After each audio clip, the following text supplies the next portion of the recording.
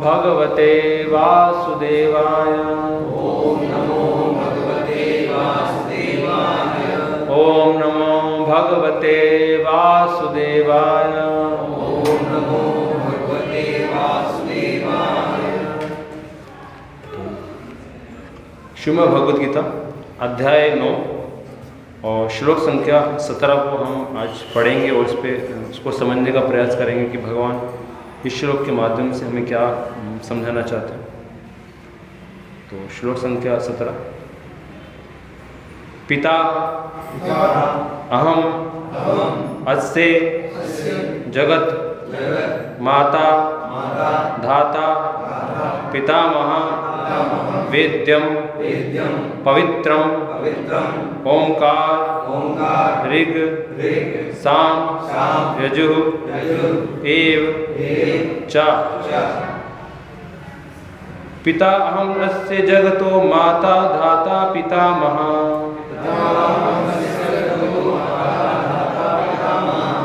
वेद्यं पवित्रम ओंकार ऋग साम यजुरेव च।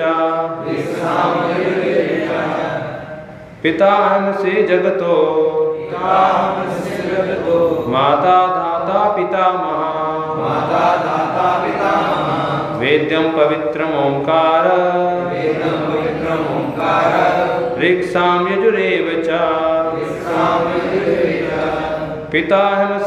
पिता अहमस्य जगतो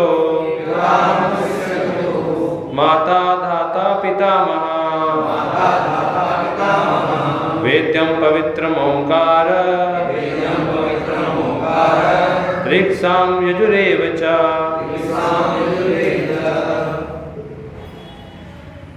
पितामहस्य जगतो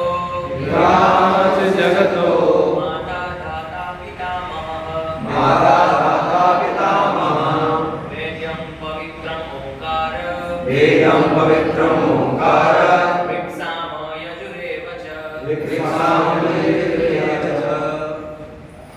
पिता अहम अस्य जगतो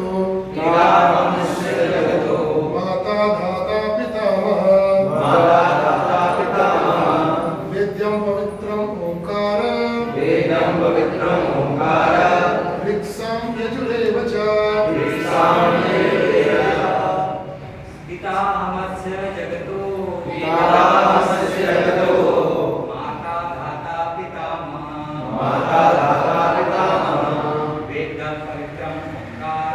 वेद्यं पवित्रम् ओंकार ऋग साम यजुरेव च।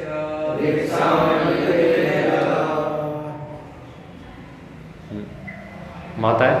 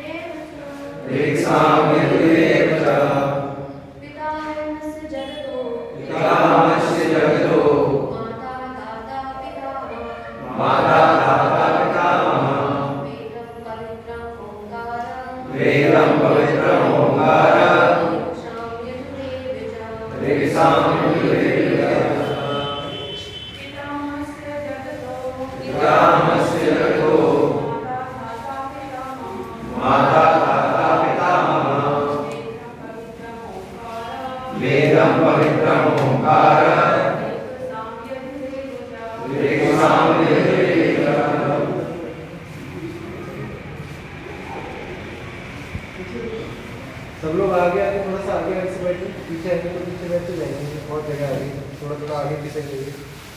आप लोग भी थोड़ा सा आगे आ जाइए। शब्दार्थ अनुवाद और तात्पर्य ऐसी भक्ति वेदांत स्वामी प्रभुपाद जी के द्वारा। पिता अहम में अस्य इस जगत ब्रह्मांड का माता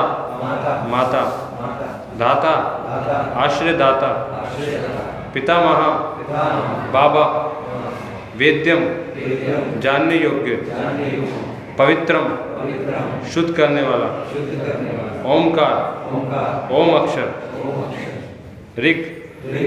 ऋग्वेद साम सामवेद यजुर्वेद एव निश्चय ही च तथा। अनुवाद। मैं इस ब्रह्मांड का पिता, माता, आश्रय तथा पितामह हूँ। मैं ही ज्ञेय जानने योग्य हूँ, शुद्धिकर्ता हूँ तथा ओंकार हूँ। मैं ही ऋग्वेद हूँ, सामवेद हूँ तथा यजुर्वेद भी हूँ। तात्पर्य। सारे चराचर विराट जगत की अभिव्यक्ति कृष्ण की शक्ति के विभिन्न कार्यकलापों से होती है। इस भौतिक जगत में हम विभिन्न जीवों के साथ तरह तरह से संबंध स्थापित करते हैं, जो कृष्ण की शक्ति के अतिरिक्त अन्य कुछ नहीं है। प्राकृतिक सृष्टि में उनमें से कुछ हमारे माता पिता के रूप में उत्पन्न होते हैं, किंतु वे भी कृष्ण के अंश ही हैं। इस दृष्टि से सारे जीव जो हमारे माता पिता आदि प्रतीत होते हैं, वे कृष्ण के अतिरिक्त कुछ नहीं है। इस श्लोक में आए धाता शब्द का अर्थ सृष्टा है।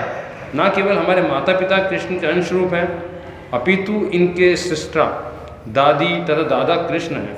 वस्तुतः कोई भी जीव कृष्ण का अंश होने के कारण कृष्ण है। अतः सारे वेदों के लक्ष्य कृष्ण ही हैं। हम वेदों से जो भी जानना चाहते हैं वह कृष्ण को जानने की दिशा में होता है। जिस विषय में हमारी स्वाभाविक स्थिति शुद्ध होती है वह कृष्ण है। इसी प्रकार जो जीव वैदिक नियमों को जानने के लिए जिज्ञासु रहता है वह भी कृष्ण का अंश अतः कृष्ण भी है। समस्त वैदिक मंत्रों में ओम शब्द, जिसे प्रणव कहा जाता है, एक दिव्य ध्वनि कंपन है और यह कृष्ण भी है। क्योंकि चारों वेद ऋग्वेद, यजुर्वेद, सामवेद तथा अथर्ववेद में प्रणव या ओंकार प्रधान है, अतः इसे कृष्ण समझना चाहिए। ओम अज्ञानतिमिरान्धस्य ज्ञानाञ्जनशलाकया चक्षुरुन्मीलितं येन तस्मै श्रीगुरुवे नमः। श्रीचैतन्य मनोभीष्टं स्थापितं येन भूतले स्वयं रूप कदा मह्यं ददाति सुदान्तिकं। वन्देऽहं श्रीगुरु श्रीयुतपत्कमलं श्रीगुरुवैष्णवंश्च श्रीरूपं साग्रजातं सहगण रघुनाथान्वितं तं सजीवं साद्वैतं सावधूतं परिजनसहितं कृष्णचैतन्यदेवं श्रीराधाकृष्णपादान् सहगण ललिता श्रीविशाखावतांश्च। हे कृष्ण करुणा सिंधु दीनबंधु जगतपते गोपेश गोपिकांत राधाकांत नमस्तुते। तप्त कांचन गौरांगी राधे वृंदावनेश्वरी विश्वानु सुतदेवी प्रणमामि हरिप्रिय। नमो ओम विष्णुपादाय कृष्णप्रेष्ठाय भूतले श्रीमते भक्ति विकास स्वामिनिति नामने। जय श्री कृष्ण चैतन्य प्रभु नित्यानंद श्री अद्वैत गदाधर शिवासादि गौर भक्त वृंद। हरे कृष्णा कृष्णा कृष्णा हरे हरे, हरे राम राम राम हरे हरे।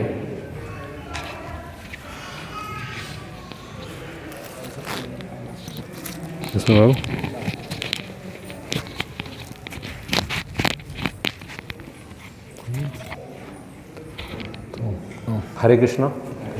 तो आज हम ये श्लोक को थोड़ा सा समझने का प्रयास करेंगे कि भगवान इस श्लोक के माध्यम से हमें क्या समझा रहे हैं। तो भगवान बता रहे हैं इस श्लोक में कि मैं इस ब्रह्मांड का वास्तव में क्या हूँ, पिता हूँ, है ना। तो पिता मतलब एक तरह से क्या है, जो पालन करता है ना, और जो जन्म देता है पुत्र को, है ना, या उत्पन्न करता है, वो है वास्तव में वो पिता होता है ना। तो मगर वास्तव में देखते हैं कि हम हमारे शरीर को जो है उत्पन्न करने वाला एक पिता होता है ना, पालन करने वाला पिता होता है। मगर वास्तव में जो है परम पिता कौन है, जिसने पूरी सभी जड़ चीज़ है, पेड़ पौधे पहाड़ नदियाँ, है ना, इन सबको उत्पन्न किया। चेतन वस्तु है, कितने सारे पशु हैं, पक्षी हैं, कितनी सारी जीवात्माएं, है ना। इन सबको स्थावर जंगम, इन सबको उत्पन्न करने वाला कौन है? इन सबको उत्पन्न करने वाला भी तो कोई व्यक्ति है। तो भगवान कह रहे हैं वो वास्तव में इस ब्रह्मांड का पिता कौन है, वो मैं हूँ। इस ब्रह्मांड को जो उत्पन्न करने वाले, पैदा करने वाले, वो कौन है? वो भगवान कृष्ण। भगवान कह रहे हैं कि वास्तव में क्या हूँ, मैं जो हूँ, मैं पिता हूँ, है ना। इस जगत में हम जितनी भी वस्तुओं को देखते हैं, चाहे वो जड़ क्यों ना हो, है ना, पेड़ पौधे पहाड़ कितनी सारी, है ना, और कितने भी हम पशु देखते हैं, पक्षी देखते हैं, मनुष्य देखते हैं, है ना, स्थावर जंगम जो कुछ भी इस संसार में हम देखते हैं, तो उसको उत्पन्न करने वाले कौन है? वो भगवान कह रहे हैं वास्तव में वो पिता कौन हूँ? वो मैं हूँ, इस ब्रह्मांड का पिता मैं हूँ। तो भगवान समझा रहे हैं इस श्लोक के माध्यम से कि मैं वास्तव में मैं पिता हूँ, है ना। और फिर हम देखते हैं कि इसी प्रकार पिता का जो एक साधारण पिता भी होता है, उसका अपने जो है पुत्रों के प्रति कुछ प्रेम होता है ना, स्नेह होता है। हर पिता का अपने पुत्र से स्नेह रहता है ना, हर पिता अपने पुत्र से प्यार ही करता है। ऐसा नहीं होगा कि कोई पिता ऐसा होगा कि जो अपने पुत्र से प्यार ना करता है ना, उसका एक मतलब स्वाभाविक आकर्षण होता है ना, हर पिता का। इसी प्रकार जो भगवान है, परम पिता है, उनका भी है सभी जीवात्माओं के प्रति क्या होता है? प्रेमी है ना। तो भगवान सभी जीवात्माओं से क्या करते हैं? प्रेमी करते हैं। भगवान ये नहीं कि किसी जीवात्मा से एक तरह से शत्रुता रखते हैं ना, नाराज है किसी जीवात्मा से। भगवान का सभी जीवात्माओं से वास्तव में प्रेम ही होता है ना। मगर हम देखते हैं कि जिस प्रकार एक साधारण में हम देखते हैं कि जो पुत्र पिता की आज्ञा को मानता है ना, तो पिता का उससे ज़्यादा आकर्षण होता है ना, ज़्यादा प्रेम होता है ना। इसी प्रकार जो जीवात्मा है ना, जो जीवात्मा भगवान के आदेशों को मानती है ना और उनका पालन करती है, तो भगवान का भी उन जीवात्माओं के प्रति एक ज़्यादा ही आकर्षण और ज़्यादा ही प्रेम होता है ना। तो भगवान भी गीता में एक श्लोक बोलते हैं ना, ये यथा माम प्रपद्यन्ते ताम तस्ते भजामह्यम मम वर्तम अनुवर्तन्ते मनुष्य पार्थ सर्वशता, कि जो जैसी मेरी शरण ग्रहण करता है मैं उसको उसी के अनुसार फल प्रदान करता हूँ, और सारे मनुष्य वास्तव में मेरा ही अनुसरण कर रहे हैं ना। तो अगर हम कृष्ण के जो शरण है ना, जो कृष्ण के आदेश है, अगर हम कृष्ण की शरण 10% लेंगे तो कृष्ण भी 10% सुरक्षा देंगे। हम 50% सुरक्षा लेंगे, 50% भगवान की बात को मानेंगे, 50% अपने जीवन में उतारें, तो कृष्ण भी 50% से हमारी जो है रक्षा करेंगे। हम 100% उतारेंगे तो फिर कृष्ण भी 100% ही करेंगे। भगवान गीता में कि जो जैसी मेरी शरण में आता है मैं उसको वैसे ही सुरक्षा प्रदान करता हूँ। तो यह वास्तव में हम सब जीवात्मा के हाथ में ही हम कितनी शरण ले रहे हैं भगवान की, है ना। तो भगवान देखते हैं यस ये इस प्रकार मेरी शरण में आया तो इसको मैं ऐसा फल प्रदान करूँगा। तो जो हमारी इच्छा होती है, जिस रूप में या जिस इच्छाओं को लेकर हम भगवान के पास जाते हैं, तो भगवान उसी के अनुसार हमें आदान प्रदान करते हैं ना। और हम सब देखते भी अपने भक्ति में जीवन में ना, कि जैसी हमारी इच्छा होती है, हम अपनी इच्छाओं को लेके, सेवाओं को लेके जिस रूप में करते हैं, भगवान उसी के अनुसार हमें क्या वो एक तरह से आदान प्रदान हमारे साथ करते हैं ना। तो इस प्रकार भगवान बता रहे हैं कि वास्तव में क्या है, मैं ही क्या हूँ, वास्तव में पिता हूँ। और फिर भगवान आगे बताते हैं कि माता, कि वास्तव में मैं ही क्या हूँ, मैं ही माता हूँ, है ना। तो इसमें माता का तो माता का कार्य होता है वास्तव में पुत्र को जन्म देना, है ना। जन्म तो वास्तव में माँ ही देती है ना। तो माँ ही जो है बच्चे को जो है 9 महीने गर्भ में रखती है ना, और 9 महीने उसका जो है भरण पोषण गर्भ में करती है। और बाहर आने के बाद भी क्या करती है, माँ ही जो है वास्तव में बच्चे को एक तरह से उसका लालन पोषण, खिलाना पिलाना सुलाना, है ना, सब कुछ एक तरह से माँ ही करती है ना। कि बच्चा मतलब जिनके घर में बच्चे होते हैं वो जानते हैं कि वास्तव में बच्चे को पालना बहुत कठिन कार्य होता है ना। बच्चे पालना इतना आसान कार्य नहीं है ना। तो जैसे छोटा बच्चा होता है तो छोटे बच्चे को, जैसे बच्चा तो रात को सोता नहीं है, रात को रो रहा है, मगर माँ क्या करती है, मगर रात को माँ जागती है ना, और बच्चे को चुप करा रही है, और ख़ुद भी अपनी नींद को जो है छोड़ के बच्चे की जो है सेवा में माँ रात को भी लगी रहती है। बच्चा बीमार हो गया, कब बच्चे को खिलाना है, कब पिलाना है, माँ पूरा जो है उसका वास्तव में क्या है, एक तरह से माँ ही ध्यान रखती है बच्चे का, है ना। तो बच्चा पालना भी बहुत बड़ा एक कठिन कार्य है ना। तो जिन माताओं के बच्चे हैं उनको पता होगा ना कि कितना कठिन कार्य है। तो माँ का कार्य है बच्चे को खिलाना पिलाना और पालन करना और जन्म देना, ये माता का कार्य है। मगर वास्तव में तुम हमारी माँ कौन है वास्तव में, भगवान कृष्ण मगर कह रहे वास्तव में मैं ही क्या हूँ, वास्तव में मैं ही माता हूँ। क्योंकि बताते हैं कि जीव जो है अपने कर्मों के अनुसार बहुत सारी योनियों में जाता है ना। तो हम सबके अपने अपने कर्म होते हैं ना। तो कर्मों के अनुसार कभी हम मनुष्य योनि ले लिया, कभी पशु योनि भी लेते हैं, है ना, कभी पक्षी का योनि लेते हैं, या अन्य योनि, है ना। कितनी सारी योनि है, कीट पतंगे, है ना, कितने सारी योनि है ना। तो कर्मों के अनुसार हम विभिन्न योनियों में जाते हैं ना। और हमें उन योनियों में जाने के लिए भी शरीर की आवश्यकता पड़ती है ना। किसी भी योनि में जाएंगे, पशु योनि में जाएंगे, पक्षी की योनि में जाएंगे, मनुष्य की योनि में जाएंगे, पेड़ पौधे की योनि में जाएंगे, जिस भी योनि में जाएंगे शरीर की आवश्यकता पड़ेगी, है ना। तो उस शरीरों को पैदा करने वाले कौन है? वो भगवान है। उस शरीरों में वैसा शरीर प्रदान करने वाले भगवान है। तो भगवान ही वैसा शरीर प्रदान करते हैं। जिस प्रकार माँ बच्चे को जन्म देती है, इसी प्रकार भगवान भी सारी योनियों को और शरीर भगवान ही वास्तव में वो पैदा करते हैं भगवान। तो भगवान ही वास्तव में क्या है बता रहे हैं, मैं ही माता हूँ, है ना। तो भगवान ही वो शरीर उत्पन्न करते हैं। और फिर बताते हैं कि जैसे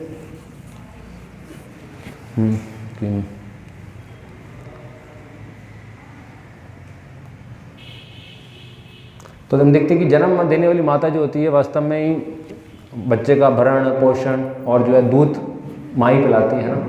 मगर हम देखते हैं कि जब स्त्री जो होती है बच्चों को जन्म देती है तो जन्म देने से पहले उसके स्तनों में दूध नहीं आता, है ना।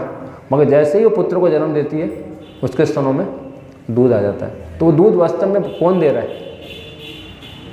क्योंकि पहले दूध नहीं था, बच्चे के जो है पैदा होने से पहले स्तन तो स्त्री के शरीर में थे मगर दूध नहीं आया। मगर जैसे ही बच्चे का जन्म होता है वैसे ही जो है वो दूध स्त्री के स्तनों में आता है। तो वो दूध कहाँ से आता है? वो वास्तव में जो भगवान की जो शक्ति है ना, भगवान के माध्यम से भगवान कह रहे हैं वो वास्तव में वो मैं ही प्रदान करता हूँ, वो भगवान ही प्रदान करते हैं। तो इस प्रकार हम समझ सकते हैं कि वास्तव में भगवान ही क्या है, वास्तव में एक माँ है, वही हमारा पालन पोषण कर रहे हैं। तो भगवान कह रहे हैं मैं वास्तव में क्या हूँ, मैं माता हूँ। और फिर इसमें आया है अगला शब्द कि आश्रयदाता, कि वास्तव में मैं ही क्या हूँ, धाता हूँ, है ना, मैं ही धाता हूँ। तो कहते हैं कि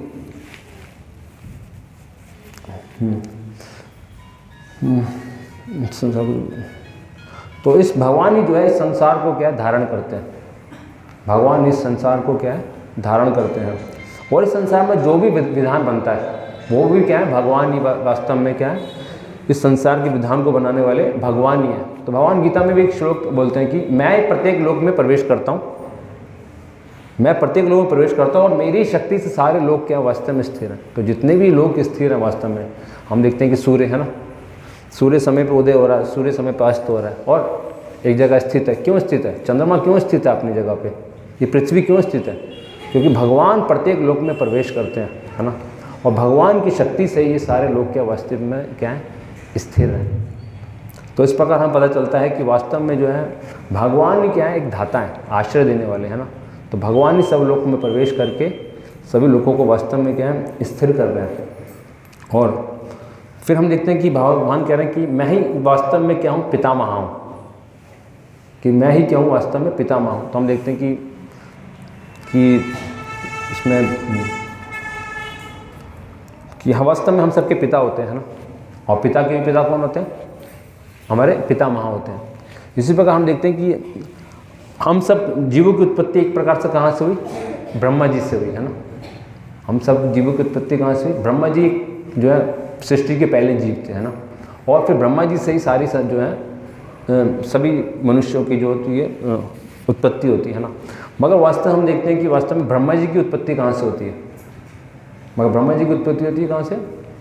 कारणोदक शाही विष्णु, है ना। तो भगवान कारणोदक शाही विष्णु के शरीर से असंख्य ब्रह्मांड निकलते हैं। हाँ, कारणोदक शाही विष्णु के शरीर से असंख्य ब्रह्मांड निकलते हैं। फिर उन ब्रह्मांडों से एक विष्णु निकलते हैं जिनका नाम होता है गर्भोदकशाही या शिरोदकशाही। पूरी शिरोदकशाही था, गर्भोदकशाही। हाँ, तो उन ब्रह्मांडों से एक विष्णु निकलता है जिनका नाम होता है गर्भोदकशाही विष्णु।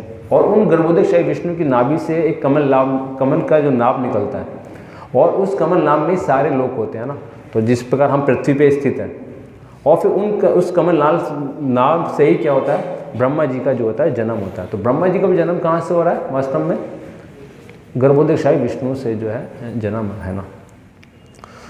और फिर हम देखते हैं कि उस कमल नाम में ही सारे लोग हैं ना। ये पृथ्वी बीच में स्थित है, पृथ्वी से ऊपर लोग हैं भू भुवर स्वर लोक महर लोक जन लोक तपलोक सत्य लोक। और पृथ्वी से नीचे है अतल वितल सुतल तलातल महातल रसातल तलातल, है ना। तो इस प्रकार पृथ्वी से सारे नीचे लोग हैं। तो हम देखते हैं कि ब्रह्मा जी का जो जन्म है वो कहाँ से हो रहा है? वो भी भगवान विष्णु से जो है हो रहा है। तो तो इस प्रकार जो है ब्रह्मा जी के पिता कौन है वास्तव में, वो विष्णु कृष्ण ही है।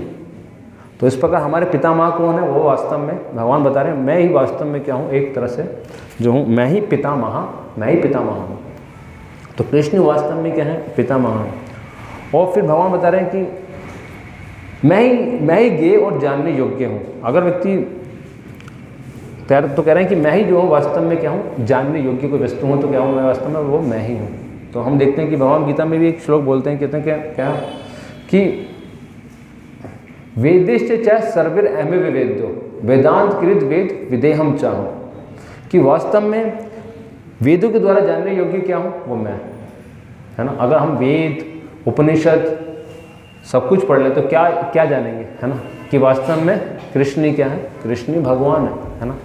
और उनकी सेवा करना ही हम सभी मनुष्यों का क्या है, धर्म है।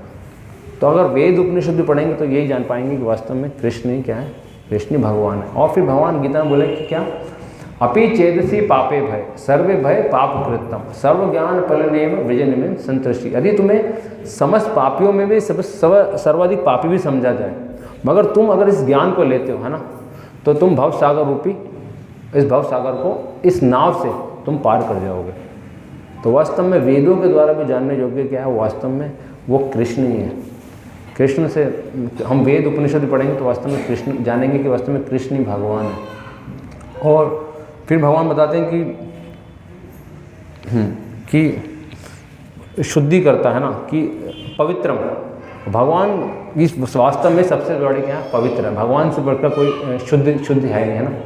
तो हम देखते हैं कि एक श्लोक भी आता है, जैसे सभी जो लोग जैसे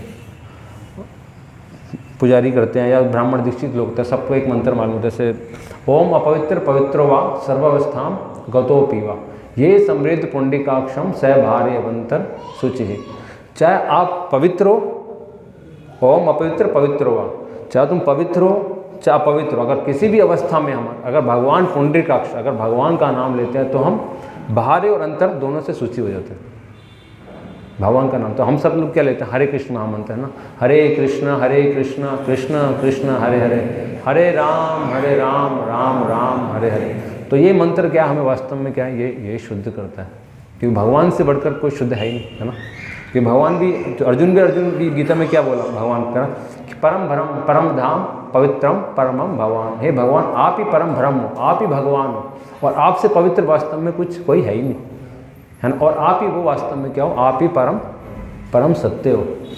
तो वास्तव में कृष्ण से शुद्ध तो वास्तव में कोई है ही नहीं, है ना।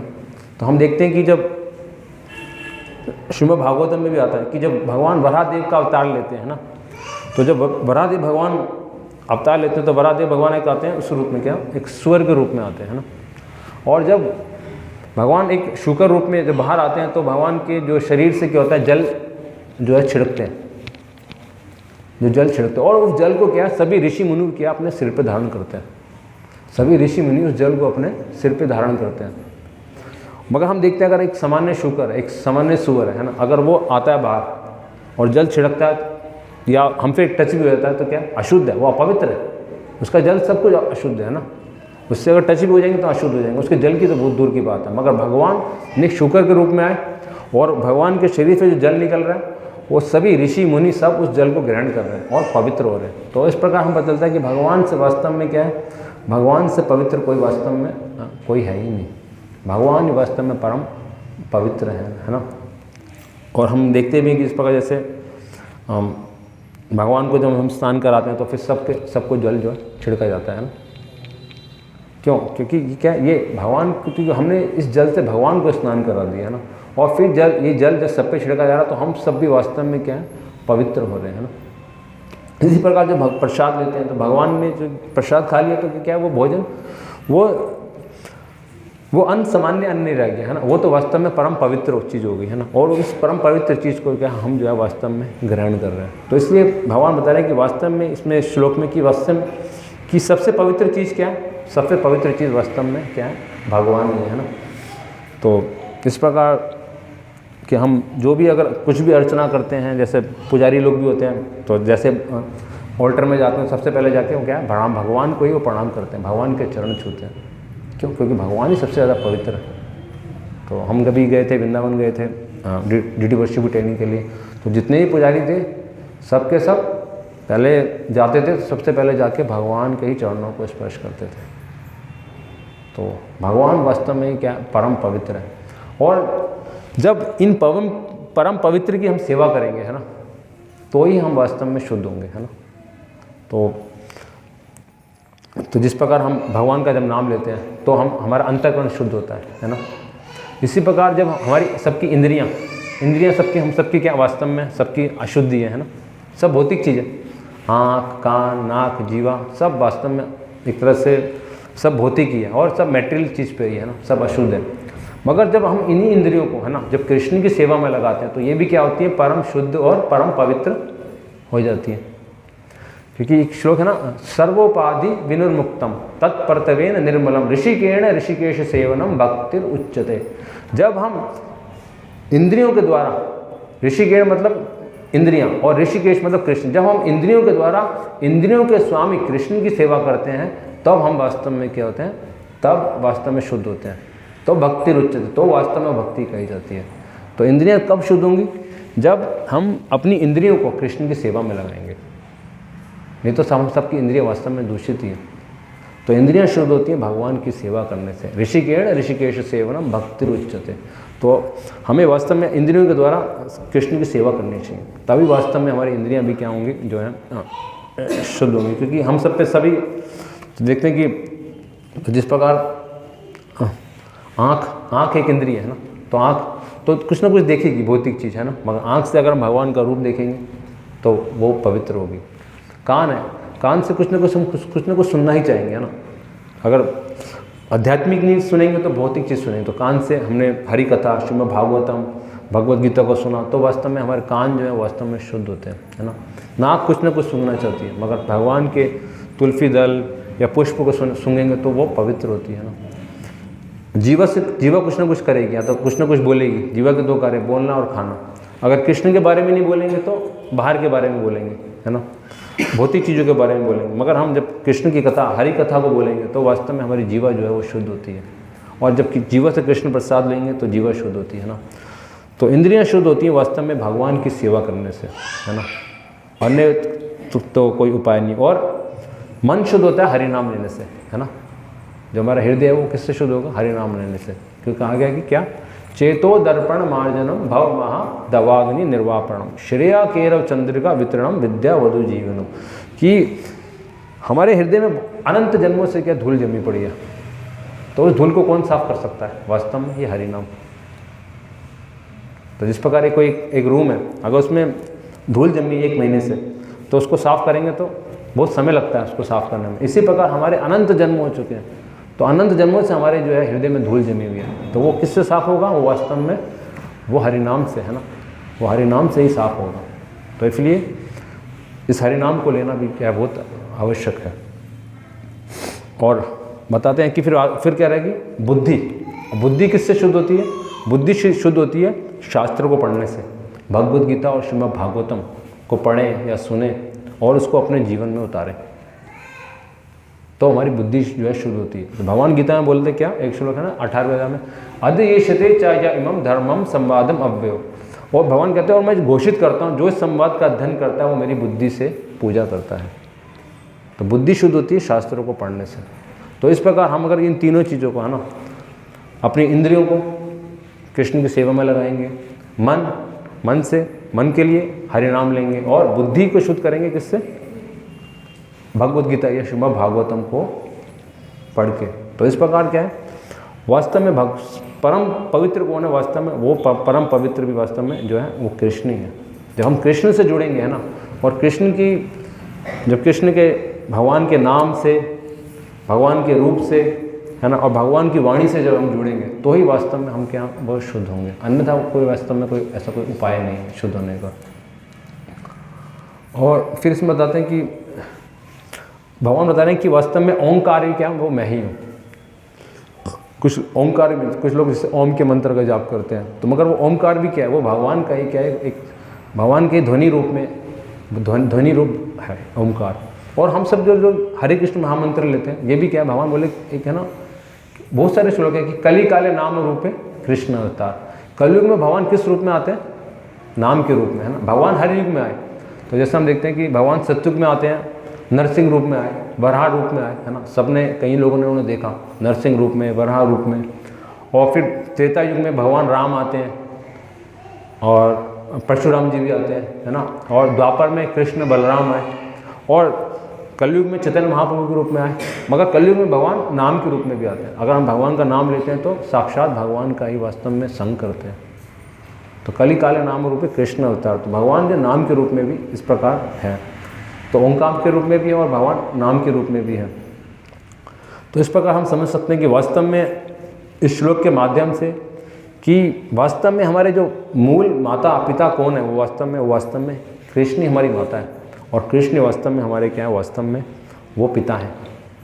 कृष्ण हमारी माता, कृष्ण हमारे पिता, और कृष्ण वास्तव में हमारे पितामह जो है वो वास्तव में जो है वो कृष्ण ही है।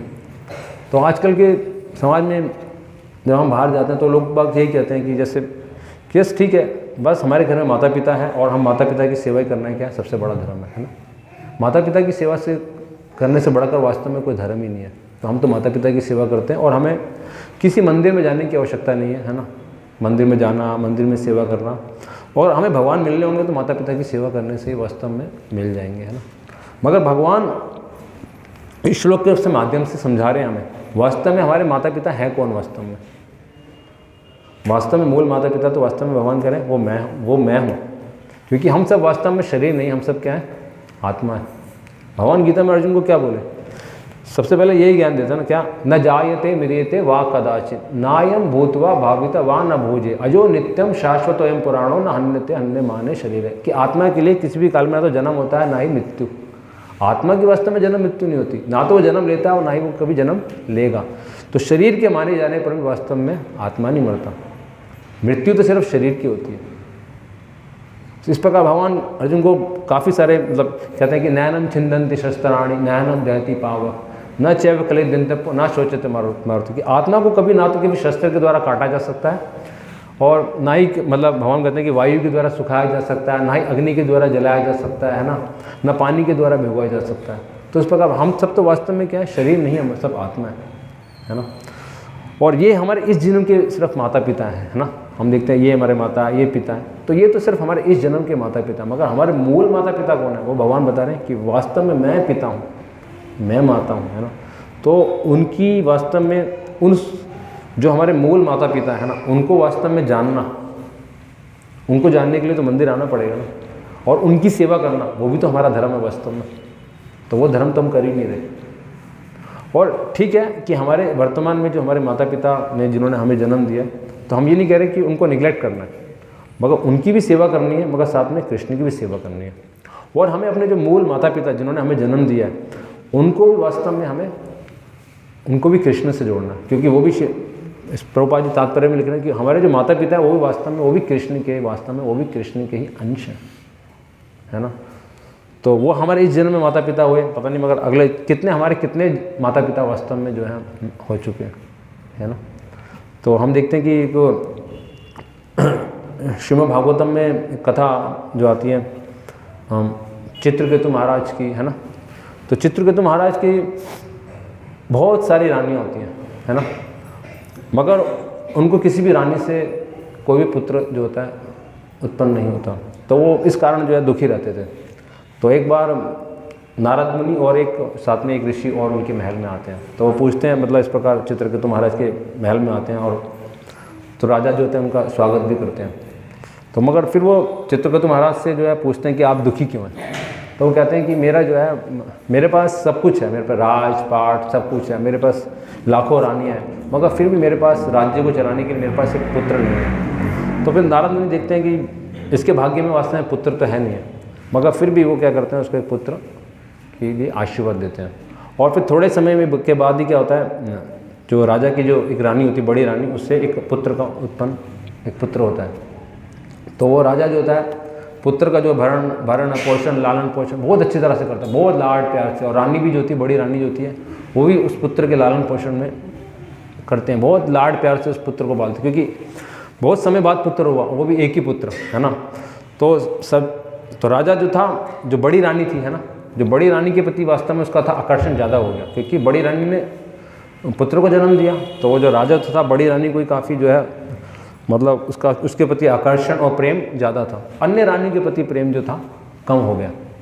तो जो इस चीज़ को देख के क्या थी, अन्य जो रानियाँ थी वो सबके सब जो होती वो परेशान हो गई, है ना। तो अपना अन्य रानी ने सोचा कि ये राजा का आकर्षण तो इस बड़ी रानी की तरफ ही हो गया और इस पुत्र के कारण ही हो गया, है ना। तो क्या करते हैं, इस पुत्र को ही क्या करते हैं, ख़त्म कर देते हैं। तो अन्य सभी रानियों ने मिलकर क्या किया, उस जो है उस बच्चे को क्या कर दिया, वास्तव में क्या किया उन्होंने जहर दे दिया। जब जहर दे दिया तो वो पुत्र तो जो था वो मर गया, है ना। और फिर एक जब जिसमें है ना एक धाई आती है, जब देखते हैं उसमें कथा में धाई आती है, वो देखती है कि वो पुत्र तो एकदम ऐसे लेटा हुआ और उसका पूरा शरीर जो है नीला पड़ गया। तो वो तो फिर चिल्लाती है मैं तो मर गई। तो इस प्रकार फिर जब रानी आती है, बड़ी रानी, तो वो भी देख के सब रोना विलाप करना शुरू कर देती है। और राजा चित्रकेतु आते हैं, वो भी विलाप करना शुरू जो है कर देते हैं कि यस। और पूरा जो है, और जो जिन रानियों ने जहर दिया होता है वो भी झूठ मूठ जो है रोने लगती हैं। और पूरा जो राज्य होता है वास्तव में क्या सब के सब शोक में डूब जाते हैं।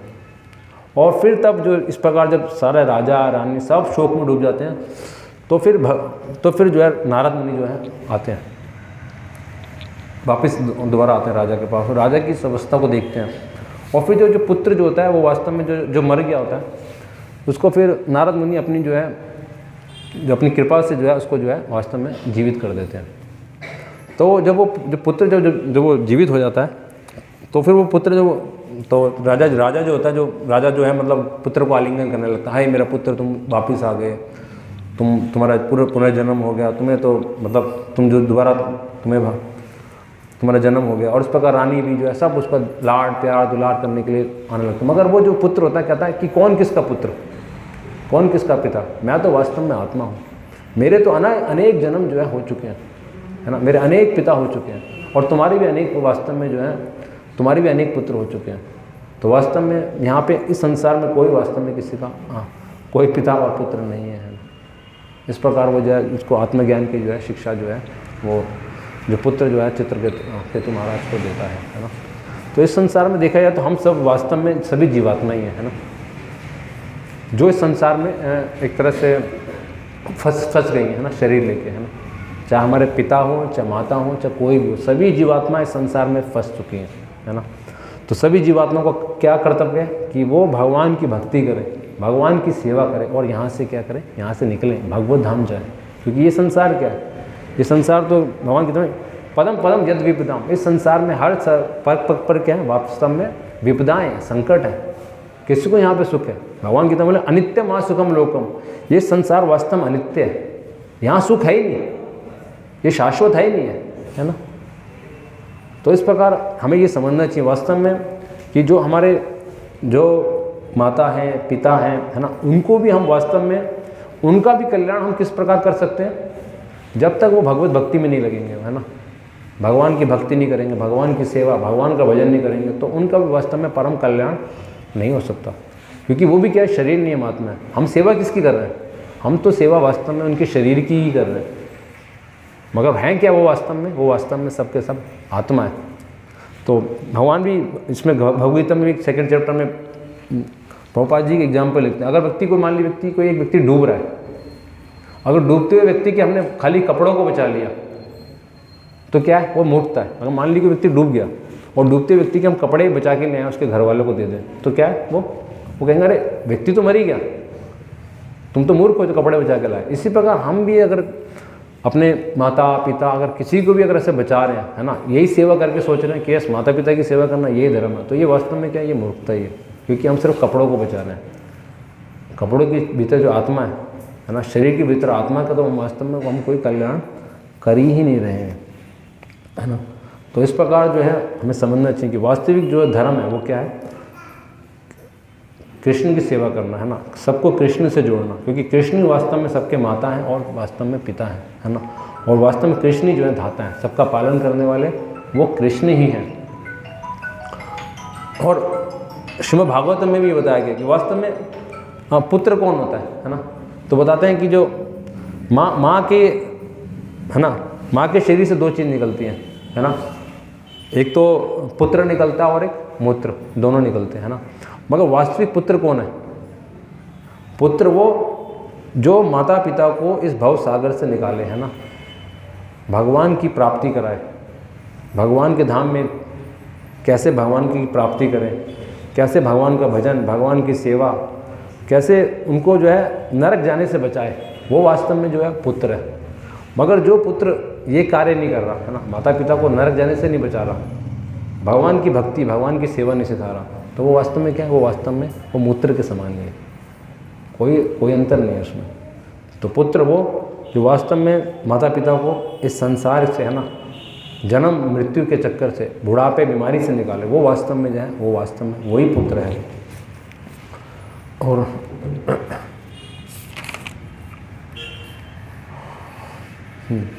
और फिर भगवान कह रहे वास्तव में आगे बताते हैं कि मैं ही ऋग्वेद, सामवेद तथा यजुर्वेद भी हूँ।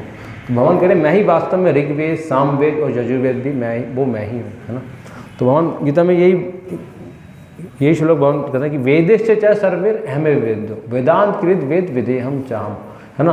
वास्तव में वेदों के द्वारा जानने योग्य क्या हूँ? वो मैं ही हूँ। अगर हम वेद उपनिषद पढ़ेंगे तो क्या समझेंगे कि कृष्ण वास्तव में क्या है? कृष्ण भगवान है। और वेदों के संकलनकर्ता भी कौन है? भगवान कहते हैं वेदों के संकलनकर्ता भी वो भी मैं ही हूँ। चारों वेद कहाँ से आते हैं? चारों वेद भगवान कृष्ण की श्वास से आते हैं। और कलयुग में जीव वेद उपनिषद पढ़ भी नहीं सकता, है ना। आजकल हम जाते हैं कईयों के पास जाते हैं भगवद गीता लेके, श्रीमद् भागवतम लेके, तो कहते हैं नहीं, हम भगवद गीता नहीं, हम वेद पढ़ेंगे, हम उपनिषद पढ़ेंगे। मगर किसी के पास इतना समय नहीं है कि वो वेदों को पढ़ ले, क्योंकि 4 वेद हैं, 4 वेदों के भी हर वेद के एक 4-4 पार्ट होते हैं, है ना। और वेद खाली वेद पढ़ने से नहीं होता, वेदों के साथ उपनिषदों को भी पढ़ना पड़ेगा। तो किसी पे कितना इतना समय है? किसी पे इतनी बुद्धि है? नहीं है। और वेदों में भगवान गीता में बोले क्या? ते गुणिया विषया वेदा निस्तर्गुण भव अर्जुन निर्द्वंदो नित्य सत्वस्थो निर्योग क्षेम आत्मवान। हे अर्जुन, वेदों में तो मुख्यतः प्रकृति के 3 गुणों का वर्णन किया हुआ है। वेदों में तो प्रकृति के 3 गुणों का वर्णन किया। हे अर्जुन, तुम इससे भी बाहर निकलो। तो अभी हम पढ़ रहे थे तो श्रीमद् भागवत हमारे भक्ति शास्त्री में बता रहे थे क्लास में कि वेदों में 90% तो कर्मकांड दिया हुआ है। अगर कोई वेद पढ़ेगा तो 90% तो उसमें कर्मकांड ही है, और फिर 5-6% इस प्रकार जो है ज्ञान कांड है, और 3 या 4% ही उसमें जो है उपासना कांड है। तो वेदों में तो ये सब चीज़ है। प्राकृतिक भगवान कह रहे हैं कि तुम इस 3 गुणों से बाहर निकलो अर्जुन। और वेदों में अगर व्यक्ति पढ़ेगा तो वह वास्तव में इसमें कर्म कांड में या वो ज्ञान कांड में फंस जाएगा, मगर वो शुद्ध भक्ति को जो प्राप्त नहीं कर पाएगा। तो शुद्ध भक्ति के लिए भगवद गीता और श्रीमद् भागवतम ये जो ग्रंथ हैं काफ़ी हैं कलयुग के जीवों के लिए। ये कलयुग के जीवों की आयु ही कितनी है? 100 साल भी क्या, 70-80 साल ही आज के टाइम में, है ना। तो कलयुग में जीव इतना वेद उपनिषद कहाँ पढ़ पाएगा? तो भगवान बता रहे हैं कि वास्तव में मैं ही वास्तव में ऋग्वेद हूँ, मैं ही सामवेद हूँ, मैं ही वास्तव में यजुर्वेद भी हूँ, है ना। तो इस प्रकार हम अगर भगवद गीता को, श्रीमद् भागवतम को पढ़ते हैं तो वास्तव में हम सारे वेदों का अध्ययन कर लेते हैं।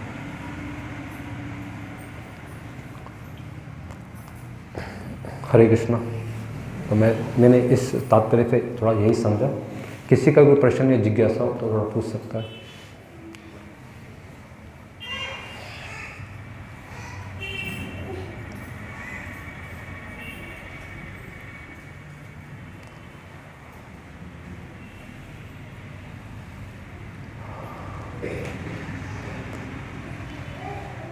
श्रीमद् भगवद गीता की, श्रील प्रभुपाद की जय।